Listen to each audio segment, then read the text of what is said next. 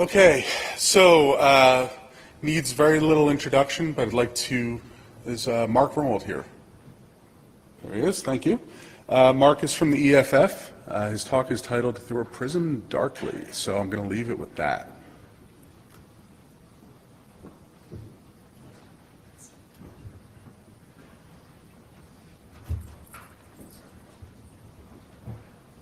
Good morning. I'm Mark Grimold. I'm a staff attorney at the Electronic Frontier Foundation.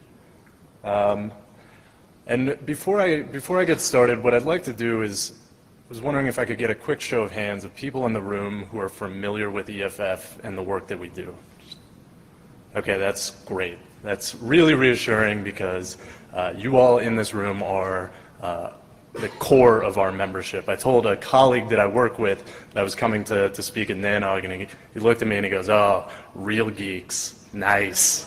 So it's great to be with you all, and geeks really make up our membership. For those of you who don't know about EFF, we're an organization dedicated to protecting and defending civil liberties in the digital world. So we're a team of technologists and attorneys and activists, and we work in the courts and in Congress and in legislatures and to educate the public and elected officials about kind of the threats posed by civil liberties, or posed by technology to civil liberties. Excuse me. Civil liberties are a good thing. I hope to reinforce that during this talk.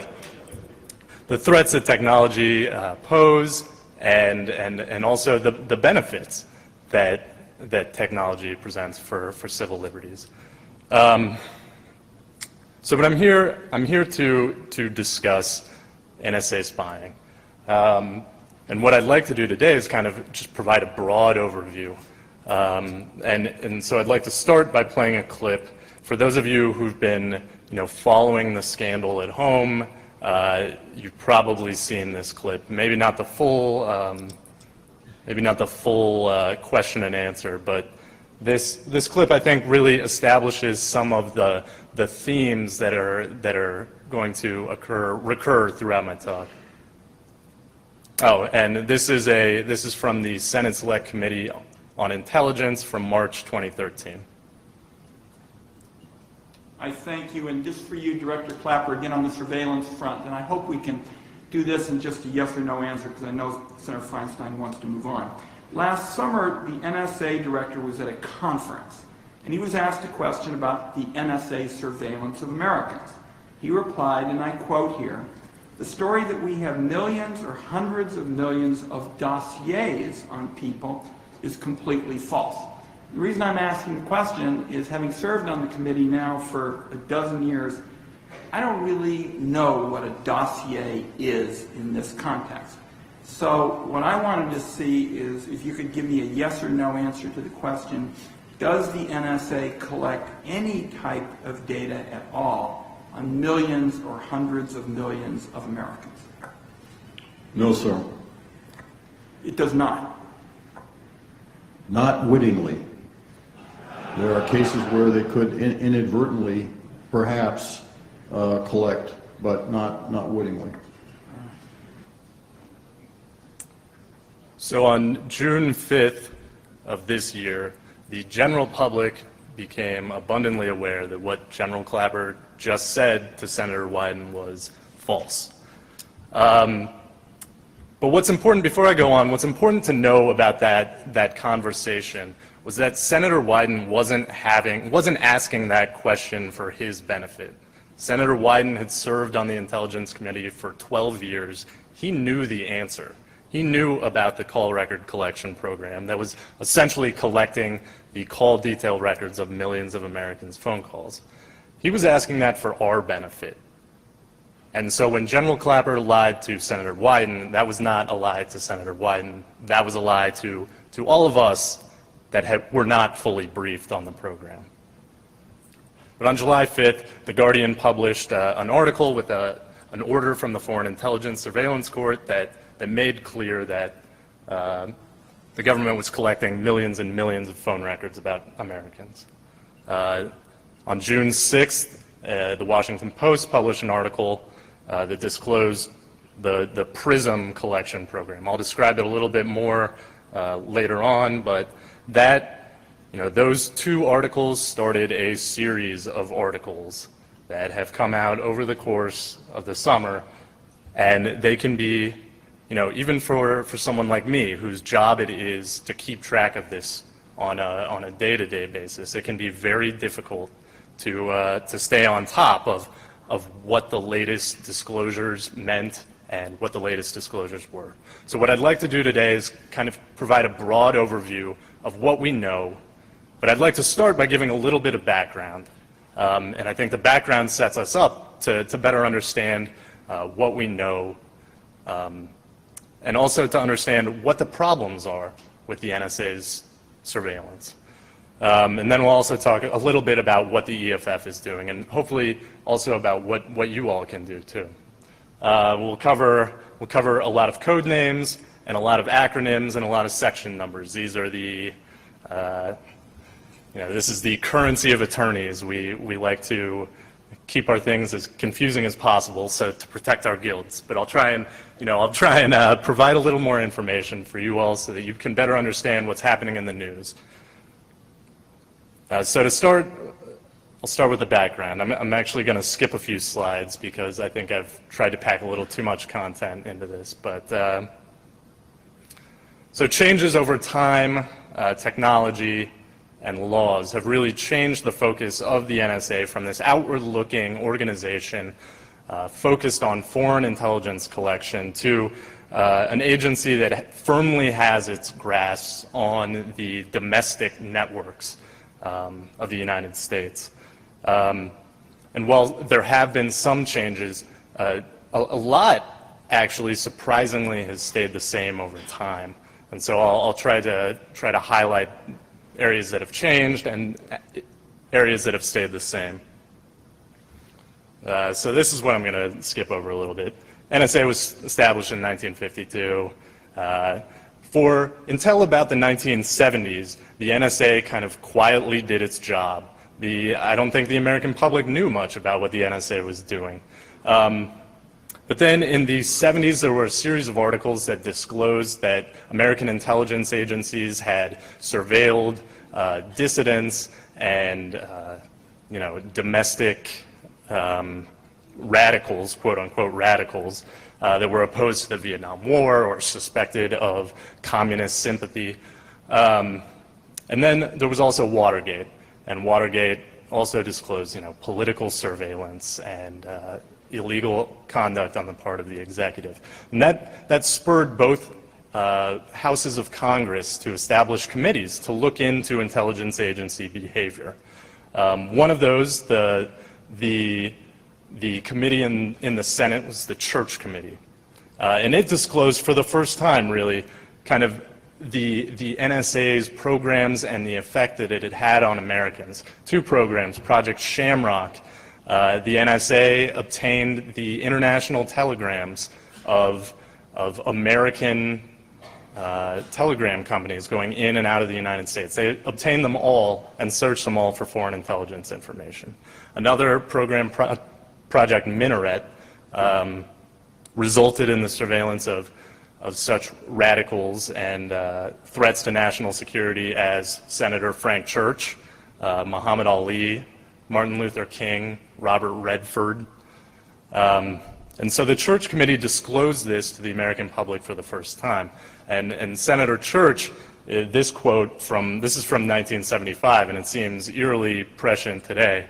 The NSA's capability at any time could be turned around on the American people, and no American would have any privacy left, such as the capability to monitor everything. Telephone conversations, telegrams, it doesn't matter. There would be no place to hide. So after the Church Committee, Congress enacted a series of reforms, the first of which was permanent oversight committees in the Senate and in the House. The second was the enactment of FISA, which you'll hear a lot in the news today. FISA, for the first time, required intelligence agencies to go to a secret court that was also established by FISA to get a warrant to conduct national security surveillance within the United States. It still allowed the intelligence agencies to do whatever they wanted overseas, but so long as the surveillance was happening inside the United States, they had to go get a specialized warrant. But changes in technology changed the NSA's focus. Originally, they focused on intercepting communications from satellites, but as you know, technology started to change, the NSA shifted its focus to fiber optic cables. In the 1980s to 2000s, the NSA kind of built out this domestic network for intercepting communications passing over cables. But the problem was that FISA was designed with the interception of satellite technology, or satellite communications in mind. So FISA gave the greatest protection for surveillance that was done within the United States and surveillance that was conducted on a wire. Because when FISA was passed, most domestic communications were transmitted by wire. The build out of this domestic surveillance apparatus, the government often phrases in terms of America's home field advantage. So you all probably know better than anyone else, perhaps in the world, that much of the world's communications pass through the US on their way to their intended destination. So if there's an email going from Europe to Asia, it's very likely going to pass through the United States.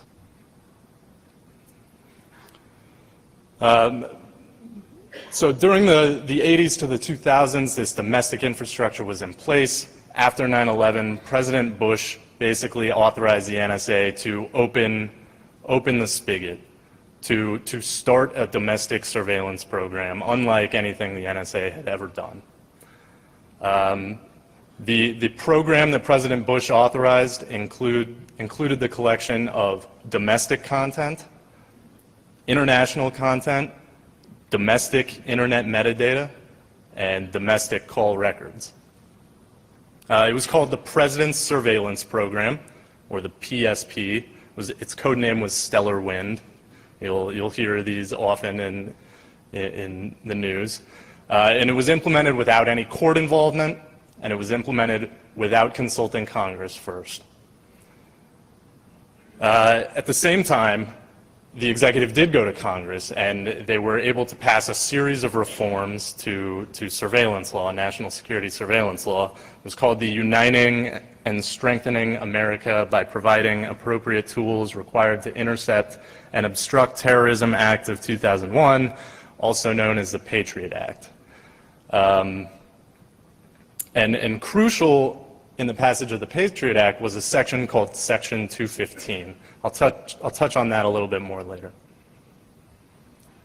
I'm actually going to skip over this, but in 2004, a number of very high-level Department of Justice officials almost resigned over the program, including the director of the FBI. There was a showdown in a hospital where Attorney General Ashcroft was recovering from surgery, and Alberto Gonzales, White House counsel, was trying to get him to reauthorize the program, but he was too drugged out to do it, so there was an acting attorney general, and then it nearly resulted in the resignation of a number of high-level officials, but tempers cooled, and essentially the program continued. In 2005, the New York Times broke for the first time that President Bush had authorized the NSA to intercept the communications of people within the United States communicating overseas without a warrant. Now, the Bush administration did a crafty job here, and they gave this part of the program a special name. But in reality, they called it the terrorist surveillance program. Who could oppose terrorist surveillance? No one. But in reality, this wasn't a special aspect of the program. It was just the only aspect that the New York Times disclosed. So the debate on the NSA's spying was necessarily limited to this narrow window between people communicating with Al-Qaeda overseas, when in reality there was this larger program churning in the background. In 2006, AT&T disclosed that the NSA was maintaining a massive database of Americans' phone calls. This is exactly the same story that The Guardian broke again in June of this year.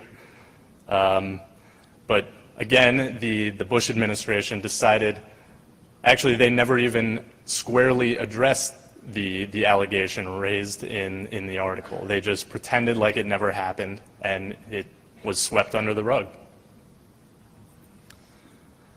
So in 2008, the executive finally went to Congress and they said, we need to amend FISA, the law that was passed in the late 70s. This was called the FISA Amendments Act. And it did two primary things.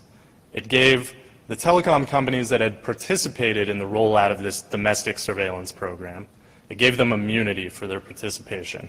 EFF filed suit against AT&T on behalf of AT&T customers in 2006. And that lawsuit was killed by the FISA Amendments Act. The FAA also created a new type of surveillance that the NSA could engage in. And it was a carve out to the original FISA, where the NSA could, inside the United States and without a warrant, conduct surveillance directed at people overseas.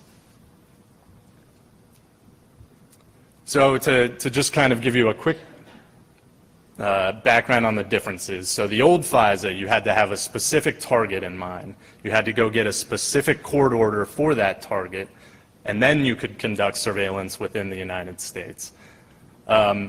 Now with the FAA, there were no specific targets.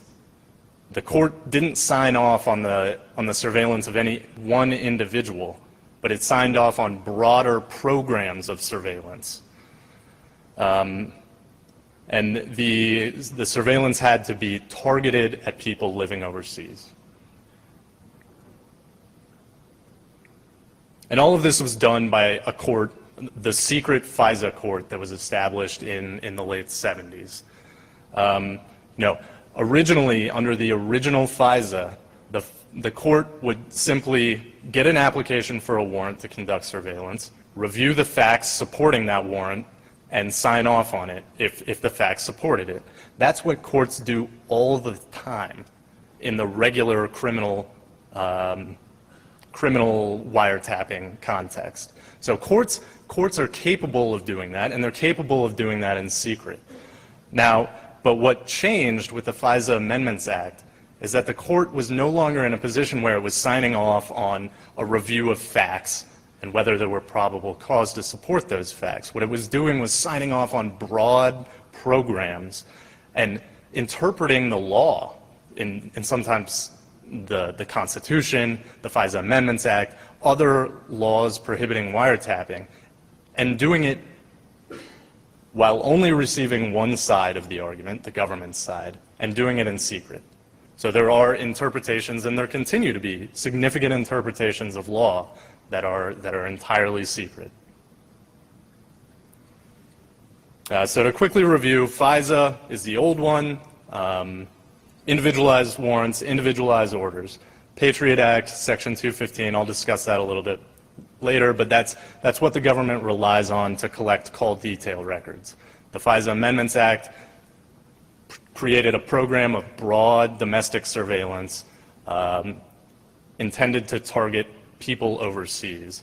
And Executive Order 12333, I actually didn't describe that, but that just is kind of the gap filler. It's what the NSA uses to conduct wiretapping outside of the United States. So now with that background, and I hope it wasn't too heavy, now I can get into a little bit of what we know and what the programs that have been disclosed, how they function within the law. So the first is FISA Amendments Act, Section 702 surveillance. The government conducts two types of surveillance under the FISA Amendments Act. It It does upstream collection, what it calls upstream collection, which is collection of communications on fiber cables and infrastructure as the data flows past.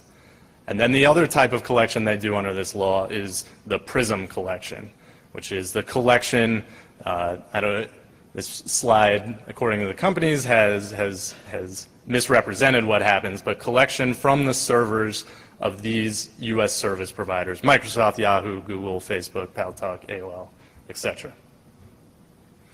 So these are the providers that participate in PRISM. And this right here represents my best understanding of how the PRISM program actually works. I don't think that PRISM allows the NSA direct access to the servers of Google's, Microsoft, etc. I think actually PRISM is something of an interface that the NSA uses to task specific queries that are then passed on through some type of process to the companies themselves, and then the companies, after, if there's some amount of review of the specific queries, that information is then passed back to the NSA. But I don't think it gives the NSA carte blanche to search whatever, whenever they want. Although I could be wrong. The other type of surveillance is upstream collection. And this actually we have a bit more information about. So in 2006, as I mentioned before, a whistleblower from AT&T came to EFF. He was a technician at AT&T, and he said, I have some documents. I have some documents about a project that I worked on while I was at AT&T at the Folsom Street facility there in San Francisco. And the documents disclosed that essentially what AT&T had done was place a splitter cabinet on their peering network and diverted an entire stream into a room that was controlled by the NSA. Within that room, the documents showed that there was a NARIS semantic traffic analyzer. And then leaving that room, there was a cable, there was a pipe that was somewhat smaller than the pipe that was going in. And that's the information that we had, and so on that basis, we filed suit first against AT&T and then against the NSA after the suit was dismissed in 2006. You all, I'm sure, are very familiar with how this works, so I can keep this, or I can skip this slide. So that's the 702 surveillance program. Two types, upstream and PRISM collection. The next is Section 215. Section 215 allows the government to ask the FISA court for the production of tangible things that are relevant to an authorized investigation. And the tangible things produced can be no broader than a grand jury subpoena, which is, a type of process that's used regularly in criminal investigations. And it only allows the FBI to apply for the order. Section 215 is what the government is relying on to compel the production of the calling records of essentially most Americans. The Guardian article disclosed that these orders were used to compel the production of telephony metadata created by Verizon for communications between the United States and abroad, and wholly within the United States, including local telephone calls. The information that they get is originating and terminating phone numbers, IMSI numbers, IMEI numbers, trunk identifiers, telephone calling card numbers, and the time and duration of calls. These orders are renewed every 90 days, and we believe, although it has not been confirmed, that these kinds of orders exist for 3 other companies, so you can use your imagination. Last week, actually, it was disclosed that the NSA also attempted to collect cell site location information under Section 215.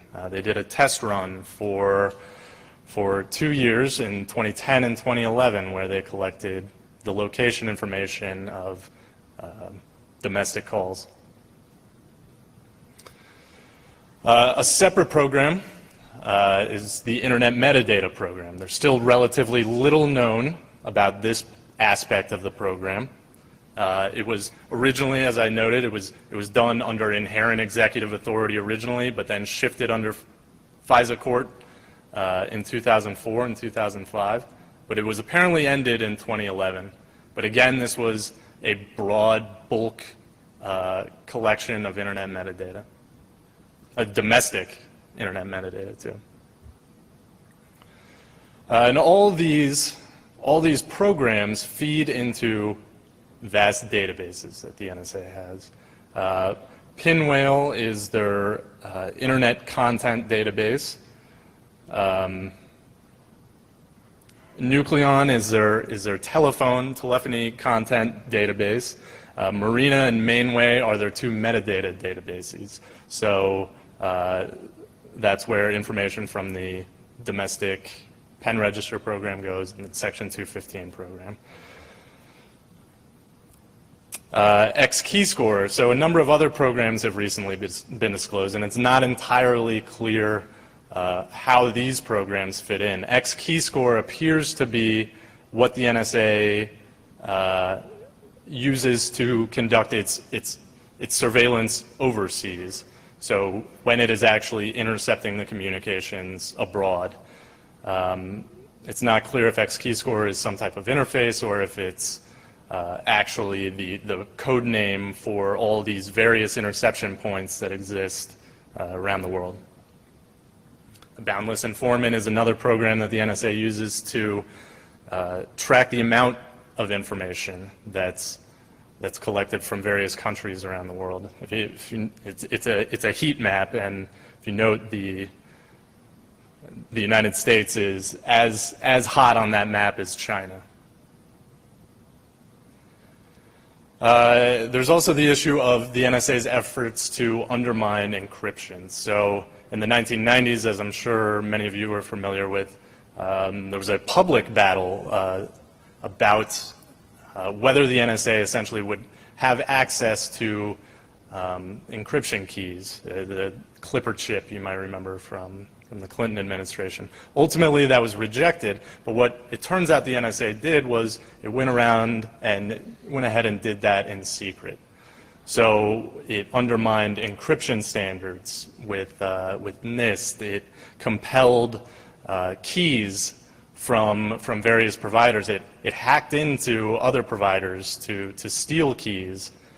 And so ultimately the NSA, when their attempt to do something publicly was rejected, what they did was circumvent that and do it in private.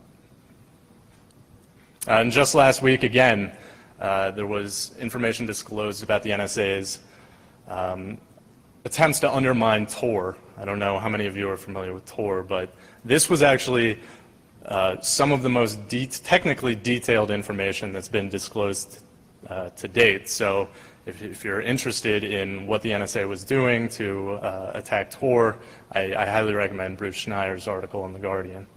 But the takeaway was actually that the Tor application was pretty resilient, and that they weren't able to actually attack the Tor application. But what they did was they exploited vulnerabilities in Tor Firefox browser bundles, and through that they were able to do some tracking of users. I'm actually going to skip through a few of these.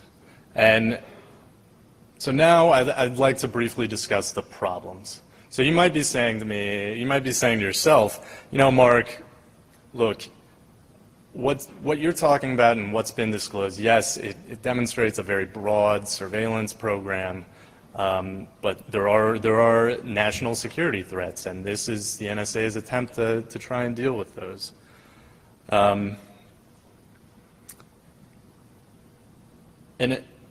I'd say that to answer the question, you have to look at it in two ways. So the first question that you should ask yourself is are these programs legal?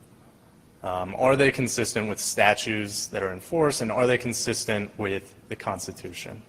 And then a second question that's equally important in my mind is, are the programs legitimate? Meaning, were they created in a way that is democratically legitimate? Did they involve all three branches of our government, and was the public able to participate in a full and informed and a meaningful way? And I think if you go back to the clip that I opened up with, I think that says a little something about the legitimacy question. But to answer the first, the programs, parts of the programs are illegal and they are unconstitutional. From 2001 to 2004 and 5, the program operated in violation of a number of federal statutes, including the original FISA. It was also constitutionally suspect. It violated the Fourth Amendment and the First Amendment in a number of respects. And there's never been any accountability for that. No elected official has ever been brought to task for creating that program. But these programs, what's important to remember is these programs continue to exist today, right? So they may be smushed into existing legal authorities, but they're the same programs that operated under the Bush administration, and they're still illegal. Section 215, the bulk collection of telephone call records, that violates the Fourth Amendment, and in fact it violates the statute. The authors of the Patriot Act have come out and said that, look, when we authorized this statute, we did not think it authorized the bulk collection of all Americans' call records. In Section 702 surveillance, in particular the upstream surveillance that I talked about, where the NSA actually has access, direct access to companies' networks, there are significant Fourth Amendment problems there. Essentially, the NSA is getting everyone's communications and then filtering. And by filtering, that's also synonymous with searching every American's communications in order to pick out the ones that they're interested in. And the Fourth Amendment prohibits unreasonable searches and seizures. And then the other aspect, and I'm a transparency lawyer. I do national security work, I do government secrecy work, and I do electronic surveillance work. So the government secrecy side and the transparency side are what bother me incredibly about the program. And that it's absolutely illegitimate in the sense that neither the public nor the other branches of government were ever fully informed about the program's operation. So here's a quote from over the summer where the General Counsel of the Director of National Intelligence responded to a question from a representative. The question was, do you think a program of this magnitude, gathering information involving a large number of people involved with the telephone companies and so on, could be indefinitely kept secret from the American people? His answer was, well, we tried. That doesn't exactly inspire faith in the NSA or the intelligence community broadly, their commitment to involving the public in their decisions. It's the worst type of condescension. And repeatedly in this process, there has been repeated dishonesty under the guise of classification. Here's a quick example. So when the FISA Amendments Act was being reauthorized in 2012, it was originally scheduled to sunset because Congress said, look, if we're expanding this authority so broadly, we need to rethink it in 4 years, see if we actually need this program. And so when it was scheduled to sunset, Senator Wyden put a hold on the reauthorization so that the bill wouldn't move forward. And in exchange for releasing that hold, Senator Wyden got two statements declassified. One was that the Foreign Intelligence Surveillance Court had found that parts of the NSA's program violated the Fourth Amendment. The other was that the court had found that it violated the spirit of federal law. And that's all that was disclosed.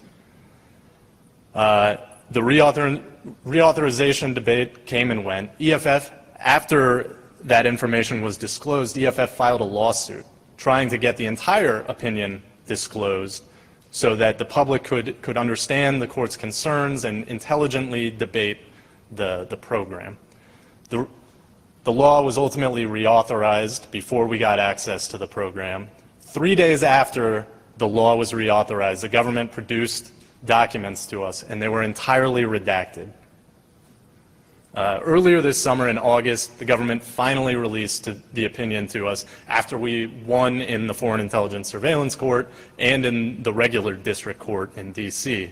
And in the opinion were nuggets like this. The government's revelations mark the third instance in less than 3 years in which the government has disclosed a substantial misrepresentation regarding the scope of a major intelligence collection program. Or the court now understands that the NSA has acquired, is acquiring, and if the certifications and procedures now before the court are approved, will continue to acquire tens of thousands of wholly domestic communications. That's information that the public needed to have an intelligent debate about reauthorization, but the government intentionally kept that from us.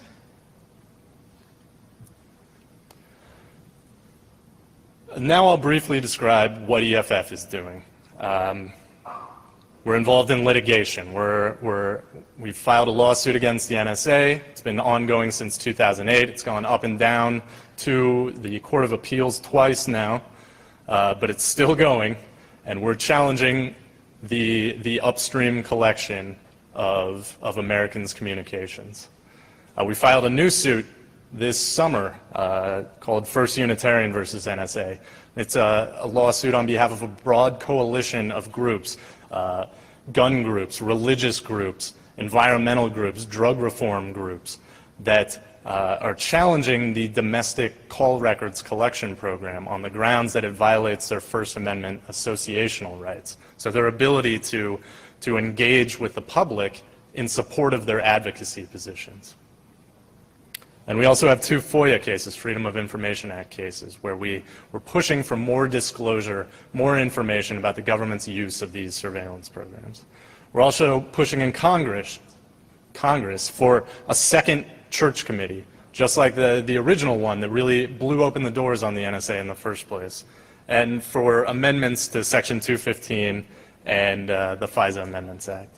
And we're also our technologists, our in-house technologists, are trying to do a better job of in encrypting the web. We put out a plugin for browsers called HTTPS Everywhere that defaults to HTTPS when it's installed. So, and I'd like to close with this. I'd like to, and I don't mean this in an antagonistic way, but I'd like to ask what you all are doing, what you all here at NANOG are doing. So if you sat through this presentation and you said, you know, that's not right what's happening, that looks like it might be illegal, or I should have been able to voice my concerns about this program before it was rolled out. I'd like to ask, what are you all doing? And I want to ask it to challenge you all, because you all are uniquely empowered in this world, in this situation, this electronic surveillance world, right? So Larry Lessig, in a book, Code and Other Laws of Cyberspace, he laid out the types of code that are going to govern our rights in the future, right? And he drew a distinction between West Coast code and East Coast code. And you all in this room are in the unique position of being able to exercise both, right? You have the ability to call your Congress, your member of Congress, call your representative, and express frustration with these programs, express your dissatisfaction with the programs, and at the same time you're able to build your networks in ways that are more resilient against surveillance, that can be more protective of privacy and that can enhance First Amendment rights and the right to speak anonymously online.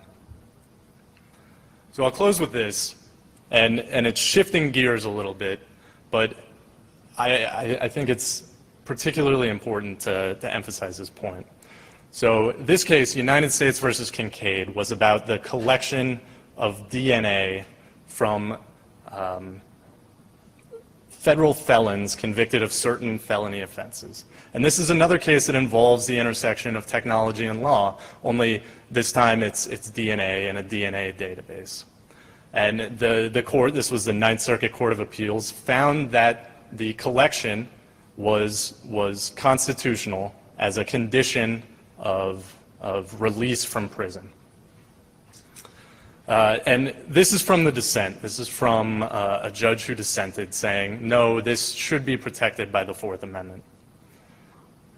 If I could, I'd like to read this. So, a decision like the majority's in this case that draws no hard lines and revels in the boon that new technology will provide to law enforcement is an engraved invitation to future expansion. And when that inevitable expansion comes, we will look to the regime we approve today as the new baseline and say this too must be okay because it's just one small step beyond the last thing that was approved. My colleagues in the plurality assure us that when that day comes, they will stand vigilant and they will guard the line, but by then the line, never very clear to begin with, will have shifted. The fishbowl will look like home. Let me tell you what happened after this decision. In 2004, it was federal felons convicted of limited offenses. After this, a number of states rolled out laws that required the collection of DNA from anyone convicted of any crime in states. And just last term, the Supreme Court upheld the collection of DNA from anyone arrested. So as you can tell, in the DNA context, the line that was never very clear to begin with started to shift. I'd say that now is our time to stand and guard the line in the electronic surveillance context. Now is the time for us to ensure that the rights that we've enjoyed for the past 50 and even 200 years are the same ones that we'll be able to enjoy 25, 50, and 200 years into the future.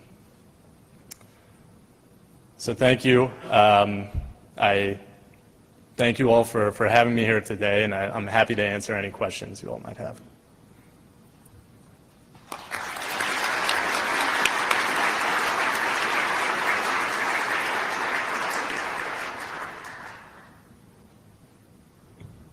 Do we have any questions in the room? Oh, come on. I know some people have some questions. This crowd has to have some questions. All right, Louis. Thanks, Mark. Thanks, Dave. Louis Lee, Equinix. Will you be here the rest of the week? Unfortunately, I won't. Okay. So everybody, this is your chance. All right. And Mark, thank you very much for your work on this and other projects at EFF. I, for one, feel it's very valuable work. And you have the rare opportunity to address many of the network operators that were named in the recent revelations. So I don't know if you are even allowed by law to speak up, because I believe, if I am correct, that the request from the NSA is also classified. Yes, so I cannot, as an attorney, I cannot encourage anyone to break the law. So I think if you do have particular knowledge of what I just talked about, I think it's unlikely that you would be allowed by law to talk about it here in a public forum. But that's not to say that you shouldn't go to your in-house attorneys and say, you know, I'm uncomfortable with this program, and encourage them to contact EFF. It depends on what company you work for, whether or not your company counsel will be interested in talking to EFF. But, you know, if there's something that you are aware of that you're uncomfortable about, you should definitely speak up. Who's next, Dave? All right, we got the cue. Anton Capella, 5 Nines. Excellent presentation. Thanks for the summary. Along the same lines, I'm wondering if there's any document or cheat sheet that EFF might have which could help any size, say large or small, who doesn't have the luxury of staff attorneys who are technically equipped, like the EFF folks are. That would be helpful or useful in disseminating or sharing in this community. If you have anything like that, I would put it to you to share it to the list if you could. Yeah, you know, I don't think we have anything in particular about the NSA's program, but I should encourage smaller companies to reach out to EFF. We regularly counsel companies in some limited capacities. So even mundane stuff like civil procedure, like what's lawful, what's not. You know, everybody tries to respect their bounds, and most ISPs don't say no. Right. I would argue they probably don't know how. Right. Right. So if there's anything we could learn from you in a concise manner, we'd love it. Yeah, absolutely. Barry Rice with BioWest, over here. Hi. A couple of questions come up. One, countries outside of the U.S., what are they doing, and how are we impacting their civil rights? Second, you know, in a room this size, my real question is, how many people even know what the Fourth Amendment is here? You know? Then we're an odd group that maybe 30% know. Right, right. So to get to your first question, the Constitution doesn't protect non-U.S. citizens, right? So the fallback against any surveillance regime is always our constitutional rights. But unfortunately, or fortunately, who knows, but the Constitution just doesn't apply abroad. So that kind of bulwark against government overreach doesn't apply.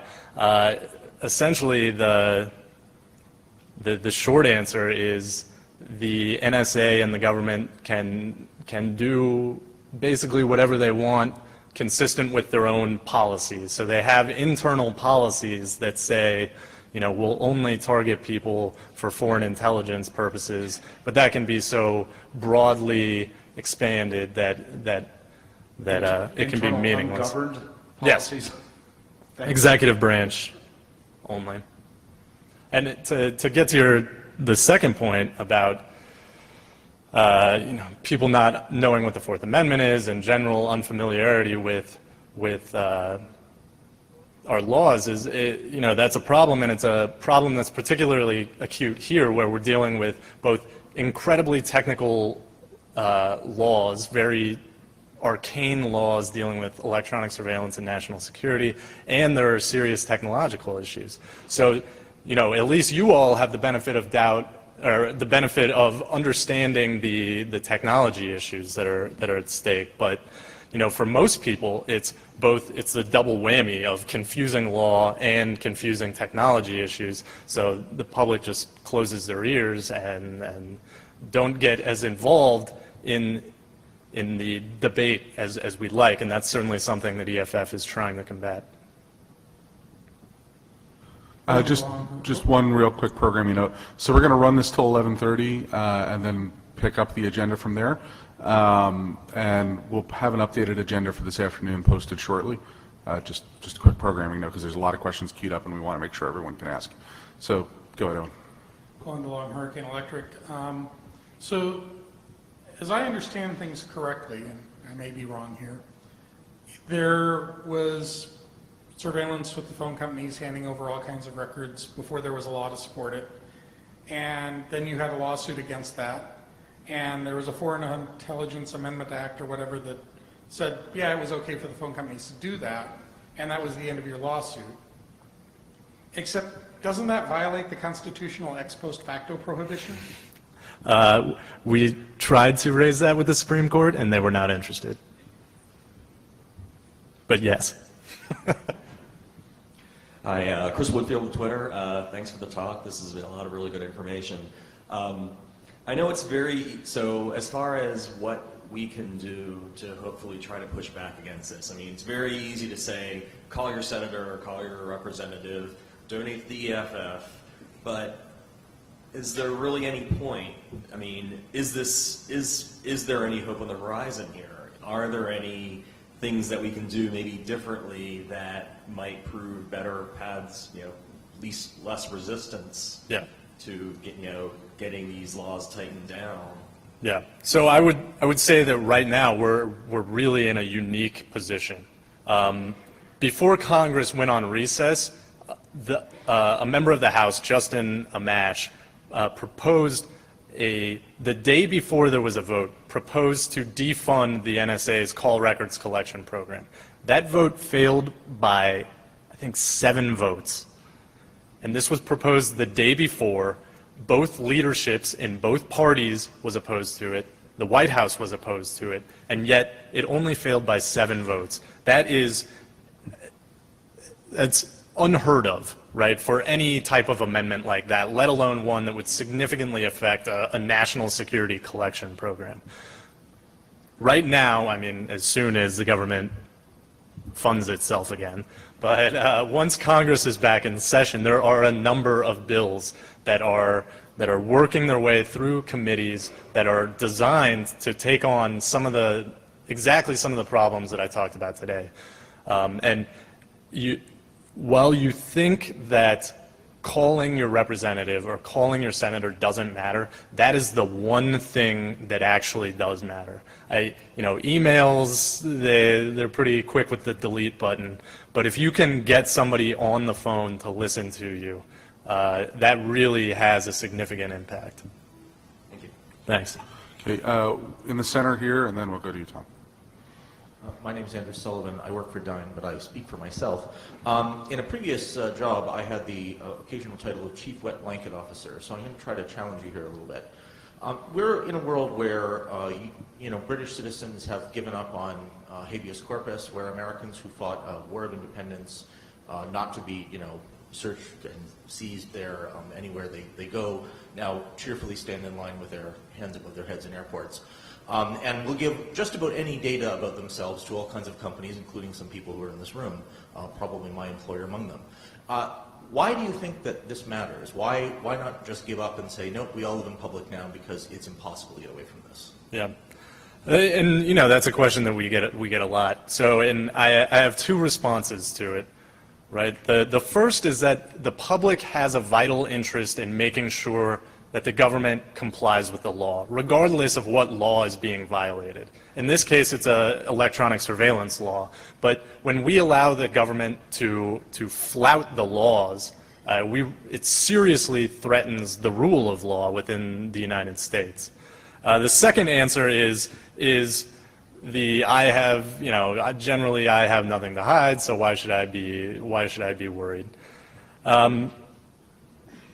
And my response to that is 2 parts. So one is that just because people share information with companies doesn't necessarily mean that people want that information shared with the government, right? The Constitution doesn't say anything about the relationship between government, or it doesn't say anything about the relationship between people and companies. It says everything about the relationship between government and the citizens. So just because someone's willing to share their information with Google doesn't mean that they want the NSA to have it.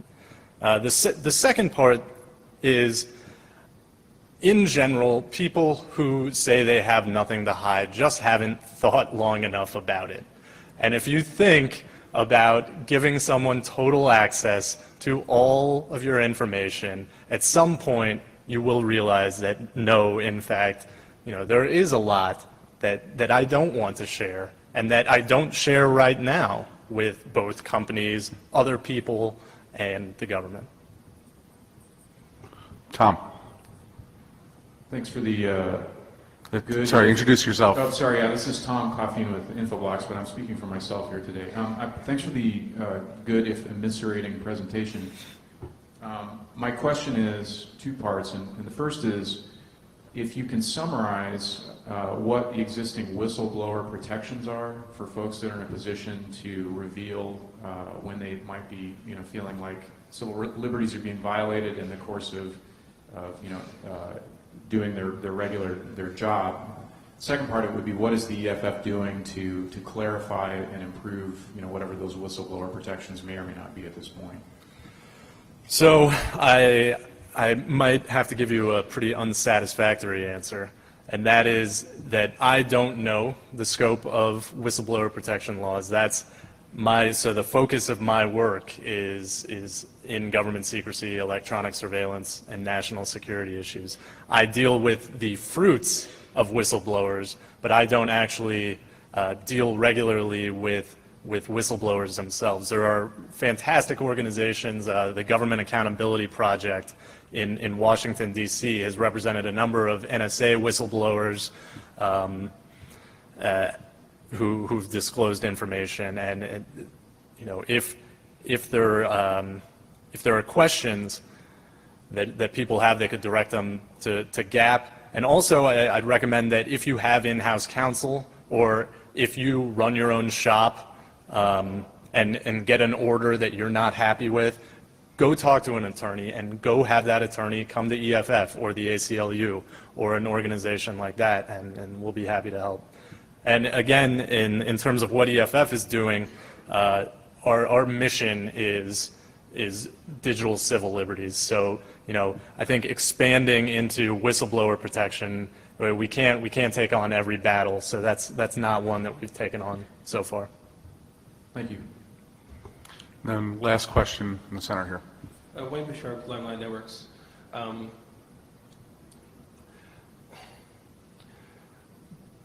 In one article that I read not too long ago, it was revealed that there was a partnership between the United States, the United Kingdom, and I think it was Australia. I'd have to imagine that Canada's in there as well, though it wasn't explicitly stated, for basically open-ended and unrestricted access to the information that the NSA is gathering. So queries by foreign governments on the activities of American citizens without any warrant, without any due process, and without apparently any limits other than the query has to be submitted individually. That is, I think it's got to go through an intermediate party before it actually gets submitted. But can you address what the IFF is doing in that regard? Because I mean, that has to at least be a violation of Fourth Amendment and probably delving somewhat into the First Amendment as well. Right. Can you state what they're doing on that, and what the FF knows about the extent of this and the possibility of other partnerships that may not have yet been disclosed? Yeah. So there's no question that the NSA is sharing information with, it's called the Five Eyes. It's Canada, Britain, Australia, United States, New Zealand. The extent and the circumstances under which information is shared and those countries' intelligence agencies are able to conduct surveillance in the U.S. and the U.S. is able to do it in Britain or Australia or vice versa, that is information that we don't have a ton of information about so far. We know, we can say with a certainty that it's occurring and that it exists, but the circumstances are still unclear. And, you know, our push for a second church committee would disclose exactly this type of information, right? The full scope. Do you know if records are being maintained of what searches are being done? That, I believe they are. You know, that's what the NSA says. There's a big audit trail for every query that occurs, but, you know, obviously they have not shared that with the public. Mark, thank you very much. Thank you all.